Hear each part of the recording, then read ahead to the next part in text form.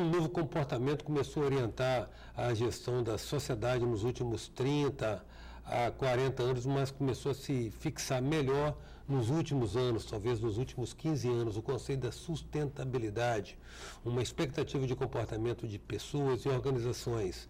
Para falar sobre isso, a gente convidou um especialista, o consultor para a sustentabilidade, Robson Melo, com quem a gente passa a conversar agora.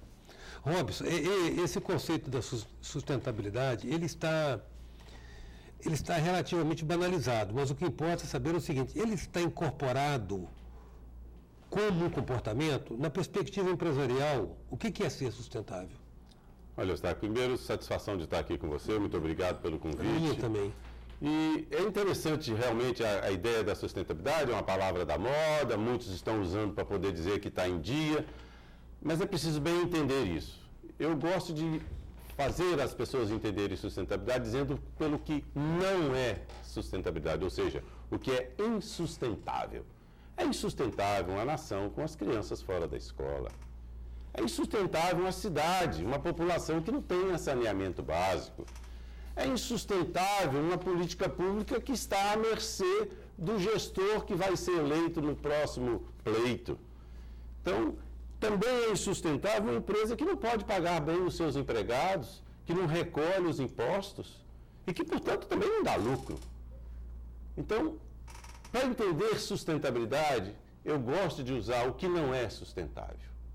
E aí, lembrar que a sustentabilidade é um comportamento, como você abriu bem, é um jeito de conduzir os negócios, de conduzir o cidadão, de condução de uma administração pública, procurando atender às necessidades da geração presente, sem perder de vista a necessidade das gerações futuras. Isso é desenvolvimento sustentável. Agora, você acha que já tem essa percepção, existe na cultura empresarial, você acha que já existe uma consciência ambiental sobre esse novo paradigma? Não estou falando da premissa preliminar, que é o lucro, que a empresa tem que se perenizar, tem que manter os empregos que ela oferece, tem que oferecer os resultados. Mas existe uma consciência empresarial sobre a questão ambiental, ou nossa cultura empresarial ainda permanece imediatista, achando que isso é poesia ou romantismo? Eu creio que nós ainda temos muito por educar os nossos empreendedores, os nossos empresários. Algumas empresas, sim, dão bons exemplos, né, de que seja esse pensamento que orienta as suas estratégias, o seu comportamento junto à comunidade, mas existe uma outra grande maioria que, lamentavelmente, ainda está vendo a questão apenas do ponto de vista ambiental, enquanto que sustentabilidade é pensar no futuro do ponto de vista ambiental, mas do ponto de vista social, do ponto de vista cultural, do ponto de vista econômico. Então, um negócio, para ser aceito, um negócio para ser viabilizado em determinada comunidade, é preciso ouvir essa comunidade antes até de chegar a ela, né?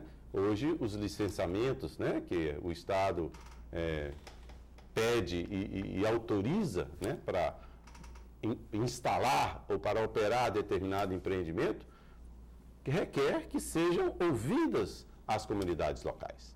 Então, objetivamente, eu vejo que ainda temos um caminho a fazer, mas já tem bons exemplos aí. Ou seja, ainda que seja minoria, já os empreendedores se tocam de que não adianta a empresa prosperar com um entorno degradado ambiental ou socialmente, né? Sem dúvida.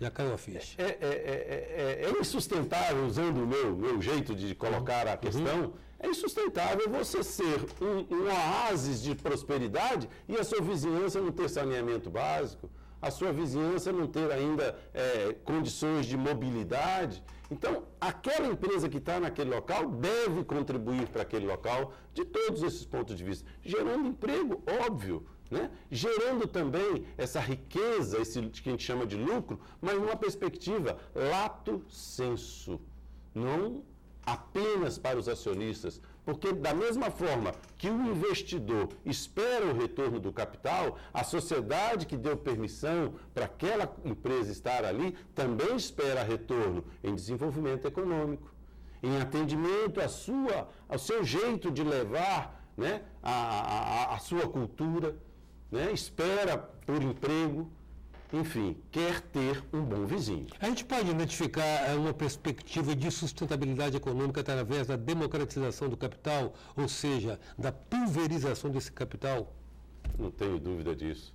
Eu gosto de dizer que essa riqueza que vai gerar outra, ou seja, o capital, que já é uma riqueza, esse patrimônio já pode ser compartilhado na participação acionária. Então é importante a gente chamar a atenção para quando uma empresa vai à Bolsa de Valores e vende ações. Ou seja, ela está buscando parceiros, está buscando investidores para alguma coisa que ela já fez a aposta.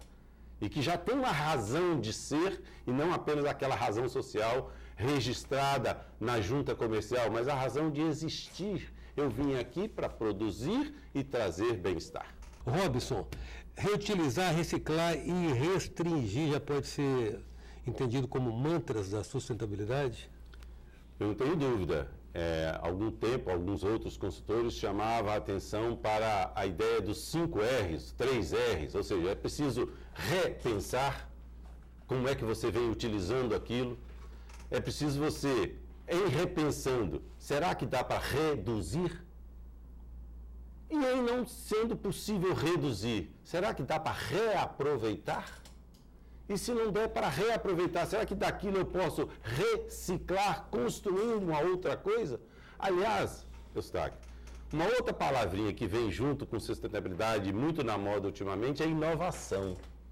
Agora, o que é inovação? Eu lá nos congressos da qualidade, eu aprendi com um publicitário que ser criativo é, partindo de 2 coisas já conhecidas, criar uma terceira. Então, essa ideia da reciclabilidade, essa ideia de reaproveitamento é inovar.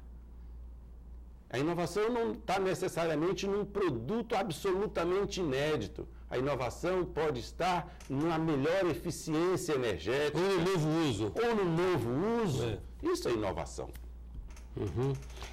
Robson, uma pessoa demonizada pela consciência ecológica de pós-72, que 72 me parece que é o marco do advento da consciência ambiental a partir daquele protocolo de Estocolmo, né? Quando foi a primeira vez as nações se sentaram para alinhar um entendimento sobre o que aconteceria no futuro, né? Esse cara foi demonizado, Reinhold Greg, porque foi considerado o maior devastador de florestas do planeta. No final da sua vida, ele viria trabalhar, inclusive, como consultor de alguns países na área de reposição florestal, usando todo um vasto conhecimento que ele acumulou ao longo da sua existência, de predador. Ele disse aqui que essa questão da natureza é interessante, porque a natureza tem uma sabedoria dela, intrínseca. Se você deixar a natureza em paz, ela se reconstitui. Fala, o que você acha disso? Eu penso que certamente. A gente sabe, por exemplo, a gente assiste queimadas, né?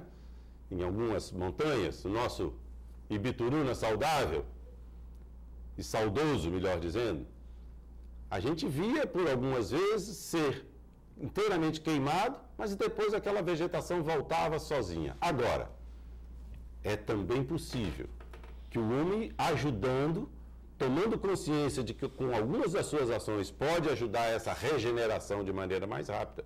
Exemplo, nascentes de água.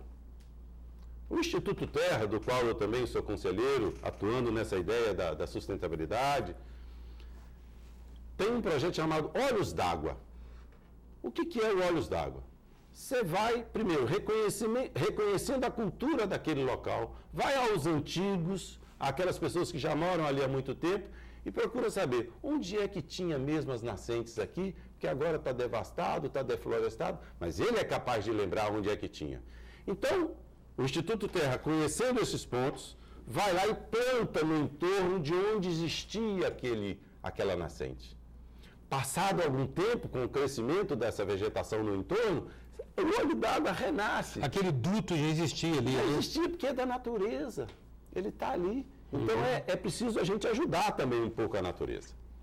A natureza é capaz de se recompor, mas ajudando a gente pode usufruir disso mais rapidamente antes que a gente se acabe. A gente catalisa o processo, né? Apressa a reação, né?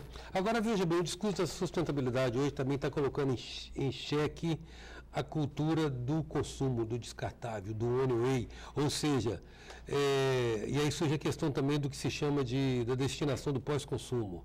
Como é que você vê isso? Esse é um grave problema. É preciso cada um de nós, ao consumir, ao comprar alguma coisa, pensar no tempo de vida daquele equipamento, daquele bem. E, de fato, quando a gente está cada vez mais e mais concentrados nas cidades, esta questão do lixo, seja ele eletrônico ou de construção, etc., é um problema. E é preciso, sim, as cidades terem planos, e aí a Política Nacional de Resíduos Sólidos, estabelecida há alguns anos atrás e cuja ação do Ministério Público fez com que todos os municípios estabelecessem o seu planejamento para recolhimento e destino correto dos seus resíduos sólidos. E isso é uma coisa da mais alta importância. Imagine um local onde se deposita isso, se não for bem cuidado, a condição sanitária pode ser um vetor de doenças muito graves. Inclusive, tem implícito nisso um conceito de logística reversa, né? Certos produtos terão que percorrer o caminho inverso que ele percorreu para chegar no consumo. Esse é um dos pontos mais importantes da Política Nacional de Resíduos Sólidos, que pede, por exemplo, à indústria de pneus, que depois da vida útil desse pneu consumido, é preciso ele retornar para voltar virando novamente pneu, ou, em muitos casos, ele é picoteado e é adicionado no asfalto, dando uma consistência para essa pavimentação muito interessante.